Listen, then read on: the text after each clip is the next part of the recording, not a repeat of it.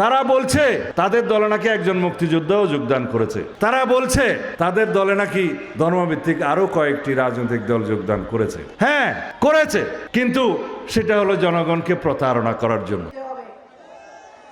আমরা সবাই যদি ধানের শীষে ভোট দিই, প্রধানমন্ত্রী হয়ে আমাদের আজকে নবরূপে একটি ধর্মভিত্তিক দল নতুন করে আপনাদের কাছে ভোট প্রার্থনা করতে এসছে। তারা বলছে তাদের দলে নাকি একজন মুক্তিযোদ্ধাও যোগদান করেছে। তারা বলছে তাদের দলে নাকি ধর্মভিত্তিক আরো কয়েকটি রাজনৈতিক দল যোগদান করেছে। হ্যাঁ, করেছে, কিন্তু সেটা হলো জনগণকে প্রতারণা করার জন্য, ধোঁকা দেওয়ার জন্য। আমাদের পুরো দলটাই তো মুক্তিযুদ্ধের মহানায়কের প্রতিষ্ঠিত দল।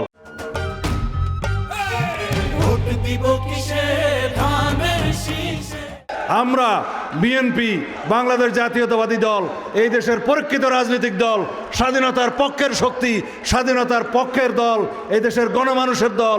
এদেশের ধর্ম, বর্ণ, জাত পাত কিছুর ভিত্তিতে আমরা এই দেশবাসীকে বিভক্ত করতে চাই না। আমরা সেই ঐক্যবদ্ধ করার দল। আমরা শহীদ রাষ্ট্রপতি জিয়াউর রহমানের সেই বাংলাদেশে জাতীয়তাবাদে পরিচিত হতে চাই, যে জাতীয়তাবাদের ভিত্তিতে আমরা সবাই বাংলাদেশি হয়েছি। আমাদের পাসপোর্টে নাগরিকত্ব লেখা আছে, আমরা বাংলাদেশি, আমাদের আর কোনো পরিচয় নাই।